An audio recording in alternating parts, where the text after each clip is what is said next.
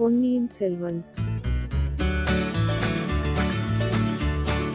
முதலாம் பாகம் 39ஆம் அத்தியாயம். உலகம் சுழன்றது. முதிய பிராயத்தில் தாம் கல்யாணம் செய்து கொண்டது பற்றி பலர் பலவிதமாக பேசிக் கொள்கிறார்கள் என்பதை பழுவேட்டரையர் அறிந்திருந்தார். அப்படி நிந்தனையாக பேசியவர்களில் குந்தவை பிராட்டியும் ஒருத்தி என்பது அவர் காதுக்கு எட்டியிருந்தது. ஆனால் குந்தவை என்ன சொன்னாள் என்பதை இதுவரை யாரும் அவரிடம் பச்சையாக எடுத்துச் சொல்லவில்லை. இப்போது நந்தினியின் வாயினால் அதை கேட்டதும் அவருடைய உள்ளம் கொல்லர் உலை களத்தை ஒத்தது. குப் குப் என்று அனல் கலந்த பெருமூச்சு வந்தது. நந்தினியின் கண்ணீர் அவருடைய உள்ளத்தீயை மேலும் கொழுந்து விட்டெறியச் செய்ய நீயாக உதவிற்று. என் கண்ணே, அந்தச் சண்டாள பாதகி அப்படியா சொன்னாள்? என்னை கிழ எருமை மாடு என்றா சொன்னாள்? இருக்கட்டும், அவளை என்ன செய்கிறேன் பார். எருமை மாடு அள்ளிக் கொடியை காலில் வைத்து நசுக்குவது போல் நசுக்கி எறிகிறேன் பார். இன்னும் அவளை என்று பழுவேட்டரையர் கோபாவேசத்தினால் பேச முடியாது தத்தளித்தார். அவர் முகம் அடைந்த கோரச் சொரூபத்தை வர்ணிக்க முடியாது. நந்தினி அவரை சாந்தப்படுத்த முயன்றாள். அவருடைய இரும்பு கையை தன் பூவையொத்த கரத்தினால் பற்றி விரல்களோடு விரல்களை இணைத்து கோர்த்து கொண்டாள். நாதா, எனக்கு நேர்ந்த அவமானத்தை தாங்கள் பொறுக்க மாட்டீர்கள் என்பது எனக்கு தெரியும். ஆனால் மத்தகஜத்தின் மண்டையை பிளந்து இரத்தத்தை குடிக்கும் வலிமையுள்ள இங்கம் கேவலம் ஒரு பூனையின் மீது பாய முடியாது. குந்தவை ஒரு பெண் பூனை, ஆனால் பெரிய மந்திரக்காரி. மாயமும் மந்திரமும் செய்துதான் எல்லோரையும் அவள் இஷ்டம் போல் ஆட்டி வைத்துக் கொண்டிருக்கிறாள். இந்த சோழ ராஜ்யத்தையே ஆட்டி வைத்துக் கொண்டிருக்கிறாள். அவளுடைய மந்திரத்தை மாற்று மந்திரத்தால் தான் வெல்ல வேண்டும். தங்களுக்கு விருப்பமில்லாவிட்டால் சொல்லி விடுங்கள். இன்றைக்கே நான் இந்த மாளிகையை விட்டு வெளியேறுகிறேன் என்று கூறி மீண்டும் விம்மினாள். பழுவேட்டரையரின் கோப வெறி தணிந்தது, மோக வெறி மிகுந்தது. வேண்டாம் வேண்டாம், 1000 மந்திரவாதிகளை வேண்டுமானாலும் அழைத்து வைத்துக்கொள். நீ போக வேண்டாம். என் உயிர் அணையவள் நீ. அணையவள் என்ன? என் உயிரே நீதான். உயிர் போய்விட்டால் அப்புறம் இந்த உடம்பு என்ன செய்யும்? இப்போதே என்னை நீ விலக்கி வைத்திருப்பது என்னை உயிரோடு வைத்துக் கொள்கிறது. இத்தனை மந்திரம் தெரிந்து வைத்திருக்கிறாயே, எனக்கு ஒரு மந்திரம் சொல்லித் தரக்கூடாதா என்றார். நாதா, உங்கள் கையில் வாளும் வேலும் இருக்கும் போது மந்திரம் எதற்கு?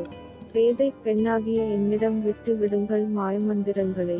தங்களுக்கு எதற்கு மாயமும் மந்திரமும் என்றாள் நந்தினி. கண்ணே, நீ உன் பவள வாய் திறந்து நாதா என்று அழைக்கும் போதே என் உடம்பு சிலிர்க்கிறது. உன் பொன் முகத்தை பார்த்தால் என் மதி சுழல்கிறது. என் கையில் வாளும் வேலும் இருப்பது உண்மைதான். அதையெல்லாம் போர்க்களத்தில் பகைவர்களை தாக்குவதற்கு உபயோகிப்பேன். ஆனால் அந்த ஆயுதங்களை வைத்துக் கொண்டு இந்த கொடி மண்டபத்தில் என்ன செய்வேன்? மன்மதனுடைய பானங்களுக்கு எதிர் பானம் என்னிடம் ஒன்றுமில்லையே. உன்னிடம் அல்லவா இருக்கிறது. எனக்கு மந்திரம் எதற்காக என்று கேட்கிறாய்? என் உடலையும் உயிரையும் ஓயாமல் எரித்துக் கொண்டிருக்கிறதே, அந்த தீயை தணிப்பதற்காகத்தான். அதற்கு ஏதாவது மந்திரம் உனக்கு தெரிந்திருந்தால் சொல்லு. இல்லை என்றால் உன் பூ மேனியைத் தொட்டு மகிழும் பாக்கியத்தை எனக்கு கொடு. எப்படியாவது என் உயிரை காப்பாற்று. கண்மணி, உலகம் அறிய சாஸ்திர விதிப்படி நீயும் நானும் மணந்து 2.5 ஆண்டுகள் ஆகின்றன. ஆயினும் நாம் உலக வழக்கப்படி இல்வாழ்க்கை நடத்த ஆரம்பிக்கவில்லை. விரதம் என்றும் நோன்பு என்றும் சொல்லி என்னை ஒதுக்கியே வைத்துக் கொண்டிருக்கிறாய். கரம் பிடித்து மணந்து கொண்ட கணவனை வாட்டி வதைக்கிறாய். அல்லது ஒரு வழியாக எனக்கு உன் கையினால் விஷத்தை கொடுத்து கொன்றுவிடு. நந்தினி தன் செவிகளை பொத்திக் கொண்டு, ஐயையோ, இம்மாதிரி கொடிய வார்த்தைகளைச் சொல்லாதீர்கள். இன்னொரு முறை இப்படிச் சொன்னால் நீங்கள் சொல்லுகிறபடியே செய்து விடுவேன். விஷத்தை குடித்து செத்து போவேன். அப்புறம் தாங்கள் கவலையற்று நிம்மதியாக இருக்கலாம் என்றாள். இல்லை, இனி அப்படிச் சொல்லவில்லை. என்னை மன்னித்து விடு. நீ விஷம் குடித்து இறந்தால் எனக்கு மன நிம்மதி உண்டாகுமா? இப்போது அரை பைத்தியமாயிருக்கிறேன், அப்போது முழு பைத்தியமாகி விடுவேன். நாதா, எதற்காக தாங்கள் பைத்தியமாக வேண்டும்? என்றைக்கு நாம் கைப்பிடித்து மணந்து கொண்டோமோ அன்றைக்கே நாம் 2 உடம்பும் ஓர் உயிரும் ஆகிவிட்டோம். உயிரும் உயிரும் கலந்து விட்டன. உள்ளமும் உள்ளமும் சேர்ந்து விட்டன. தங்கள் இதயத்தின் ஒவ்வொரு துடிப்பும் இங்கே என் இதயத்தில் எதிரொலியை உண்டாக்குகிறது. தங்கள் நெஞ்சில் உதிக்கும் ஒவ்வொரு எண்ணமும் இங்கே என் அகக் கண்ணாடியில் பிரதிபலிக்கிறது. தங்கள் புருவம் நறிந்தால் என் கண் கலங்குகிறது. தங்கள் மீசை துடித்தால் என் குடல் துடிக்கிறது. இப்படி நாம் உயிர்க்குயிரான பிறகு கேவலம் இந்த உடலை பற்றி என் சிந்தனை. மண்ணினால் ஆன உடம்பு இது. ஒரு நாள் எரிந்து சாம்பலாகி மண்ணோடு மண் ஆகப்போகிற உடம்பு இது. நிறுத்து, நிறுத்து, உன் கொடுமையான வார்த்தைகளை கேட்டு என் காது கொப்புளிக்கிறது என்று பழுவேட்டரையர் அலறினார். மேலும் அவள் பேச இடங்கொடாமல் பேசினார். மண்ணினால் ஆன உடம்பு என்றா சொன்னாய்? போய் போய், தேன் மனம் கமழும் உன் கனி வாயினால் அத்தகைய பெரும் பொய்யைச் சொல்லாதே. உன் உடம்பை மண்ணினால் செய்ததாகவா சொன்னாய்? ஒரு நாளும் இல்லை. உலகில் எத்தனையோ பெண்கள் இருக்கிறார்கள். அவர்களையெல்லாம் பிரம்மதேவன் மண்ணினாலும் செய்திருக்கலாம், கல்லினாலும் செய்திருக்கலாம், கரியையும் சாம்பரையும் கலந்து செய்திருக்கலாம். ஆனால் உன்னுடைய திருமேனியை பிரம்மா எப்படி செய்தான் தெரியுமா? தேவலோகத்து மந்தார மரங்களிலிருந்து உதிர்ந்த மலர்களை சேகரித்தான். தமிழகத்துக்கு வந்து செந்தாமரை மலர்களை பறித்து சேகரித்தான். சேகரித்த மலர்களை தேவலோகத்தில் தேவாமிர்தம் வைத்திருக்கும் தங்கக் கலசத்தில் போட்டான். அமுதமும் மலர்களும் ஊறிக் கலந்து ஒரே குழம்பான பிறகு எடுத்தான். அந்த குழம்பில் வெண்ணிலா கிரணங்களை ஊட்டினான். பண்டை தமிழகத்து பாணர்களை அழைத்து வந்து யாழ் வாசிக்கச் சொன்னான். அந்த யாழின் இசையையும் கலந்தான். அப்படி ஏற்பட்ட அற்புதமான கலவையினால் உன் திருமேனியை படைத்தான் பிரம்மதேவன். நாதா, ஏதோ பிரம்மாவுக்கு பக்கத்தில் இருந்து பார்த்தவரைப் போல் பேசுகிறீர்களே. இந்த வர்ணனைகளுக்கெல்லாம் நான் ஒருத்திதானா அகப்பட்டேன்? தங்களுடைய அந்தப்புரத்தில் எவ்வளவோ பெண்ணரசிகள் இருக்கிறார்கள். இராஜ குலங்களில் பிறந்தவர்கள். எத்தனையோ நீண்ட காலமாக அவர்களுடன் இல்லறம் நடத்தியிருக்கிறீர்கள். என்னை தாங்கள் பார்த்து 2.5 ஆண்டுதான் ஆகிறது என்று நந்தினி சொல்வதற்குள் பழுவேட்டரையர் குறுக்கிட்டார். அவருடைய உள்ளத்தில் பொங்கிக் கொண்டிருந்த உணர்ச்சி வெள்ளத்தை வார்த்தைகளின் மூலமாகவாவது வௌயிப்படுத்திவிட விரும்பினார் போலும். அவரை பற்றி எரிந்த தாபத்தியைச் சொல்மாரியினால் நனைத்து அணைக்க முயன்றார் போலும்.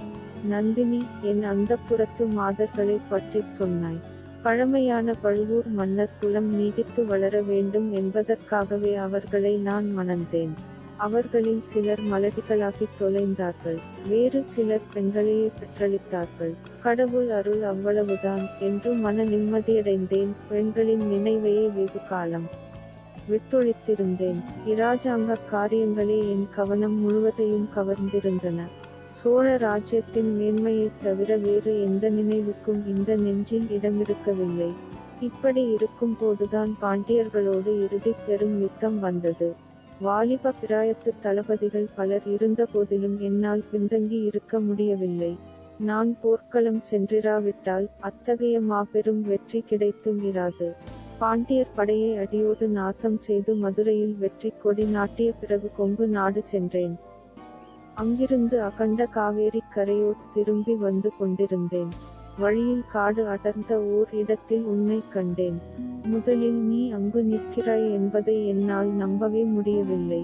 கண்ணை மூடித் திறந்து பார்த்தேன். அப்போதும் நீ நின்றாய். நீ வனதேவதை ஆக இருக்க வேண்டும். அருகில் சென்றதும் மறைந்து விடுவாய் என்று எண்ணிக்கொண்டு நெருங்கினேன். அப்போதும் நீ மறைந்து விடவில்லை. புராணக் கதைகளிலே சொல்லியிருப்பது போல் சொர்க்கத்திலிருந்து சாபம் பெற்று பூமிக்கு வந்த தேவ கன்னிகை அல்லது கந்தர்வ பெண்ணாயிருக்க வேண்டும். மனித பாஷை உனக்கு தெரிந்திராது என்று எண்ணிக்கொண்டு, பெண்ணே, நீ யார் என்று கேட்டேன். நீ நல்ல தமிழில் மறுமொழி கூறினாய். நான் அனாதை பெண், உங்களிடம் அடைக்கலம் புகுந்தேன், என்னை காப்பாற்றுங்கள் என்றாய். உன்னை பல்லக்கில் ஏற்றி அழைத்துக் கொண்டு வந்தபோது என் மனம் எண்ணாததெல்லாம் எண்ணியது. உன்னை எங்கேயோ எப்போதோ முன்னம் பார்த்திருப்பது போலத் தோன்றியது. ஆனால் நினைத்து நினைத்து பார்த்தும் எங்கே என்று தெரியவில்லை. சட்டென்று என் மனத்தை மூடியிருந்த மாயத்திரை விலகியது. உண்மை உதயமாயிற்று. உன்னை இந்த ஜன்மத்தில் நான் முன்னால் பார்த்ததில்லை. ஆனால் முந்தைய பல பிறவிகளில் பார்த்திருக்கிறேன் என்பது தெரிந்தது. அந்த பூர்வ ஜன்மத்து நினைவுகள் எல்லாம் மோதிக்கொண்டு வந்தன.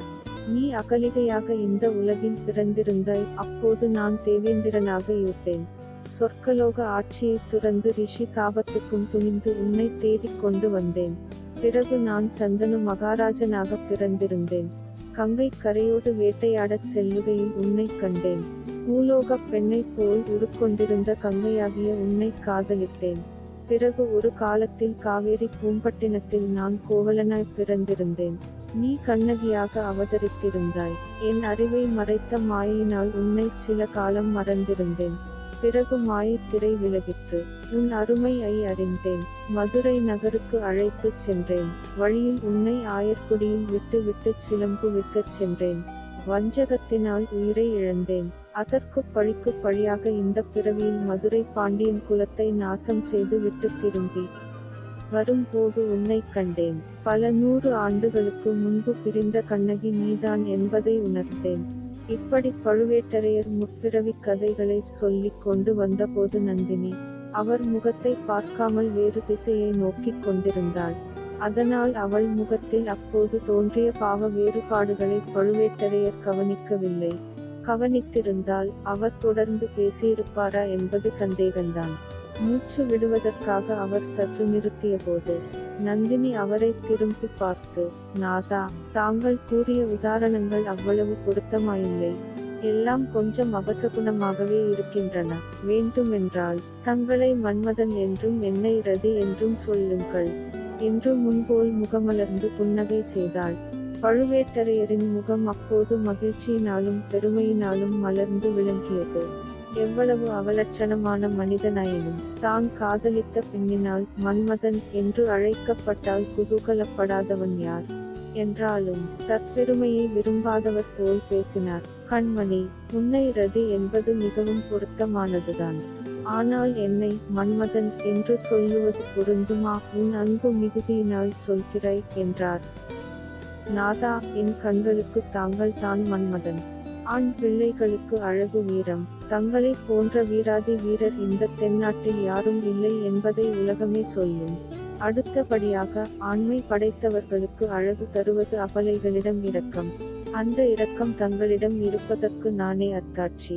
இன்ன ஊர் இன்ன குலம் என்று தெரியாத இந்த ஏழை அனாதை பெண்ணை தாங்கள் அழைத்து வந்து அடைக்கலம் அளித்தீர்கள்.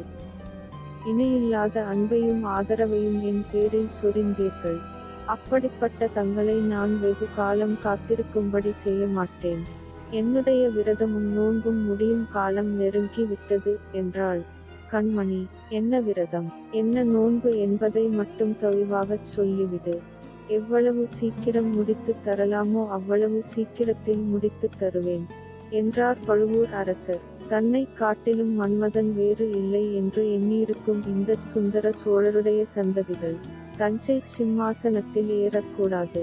தற்பெருமை கொண்ட அந்த குந்தவையின் கர்வத்தை ஒடுக்க வேண்டும். நந்தினி, அந்த 2 காரியங்களும் நிறைவேறி விட்டதாகவே நீ வைத்துக் கொள்ளலாம். ஆதித்தனுக்கும் அருள்மொழிவர்மனுக்கும் பட்டம் கிடையாது. மதுராந்தகனுக்கே பட்டம் கட்ட வேண்டும் என்று இந்த ராஜ்யத்தின் தலைவர்கள் எல்லாரும் சம்மதித்து விட்டார்கள். எல்லாரும் சம்மதித்து விட்டார்களா?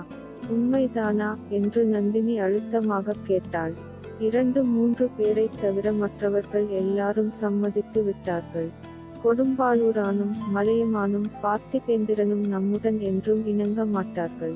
அவர்களை பற்றி கவலையில்லை. ஆயினும் காரியம் முடியும் வரையில் ஜாக்கிரதையாக இருக்க வேண்டியதுதானே? அதற்கு சந்தேகம் இல்லை. எல்லா ஜாக்கிரதையும் நான் செய்து கொண்டு தான் போகிறேன். மற்றவர்களின் முட்டாள்தனத்தினால் பிசகு நேர்ந்தால் தான் நேர்ந்தது. இன்றைக்கு கூட அத்தகைய பிசகு ஒன்று நேர்ந்திருக்கிறது. காஞ்சியிலிருந்து வந்த ஒரு வாலிபன் காலாந்தகனை ஏமாற்றி விட்டு சக்கரவர்த்தியை சந்தித்து ஓலை கொடுத்திருக்கிறான். ஆகா, தங்கள் தம்பியை பற்றி தாங்கள் ஓயாமல் புகழ்ந்து கொண்டிருக்கிறீர்கள். அவருக்கு சாமர்த்தியம் போதாது என்று நான் சொல்லவில்லையா? இந்த விஷயத்தில் அசட்டுத்தனமாகத்தான் போய்விட்டான். ஏதோ நம் அரண்மனை முத்திரை மோதிரத்தை அந்த வாலிபன் காட்டியதாகச் சொல்கிறான். ஏமாந்து போனவர்கள் இப்படித்தான் ஏதாவது காரணம் சொல்லுவார்கள்.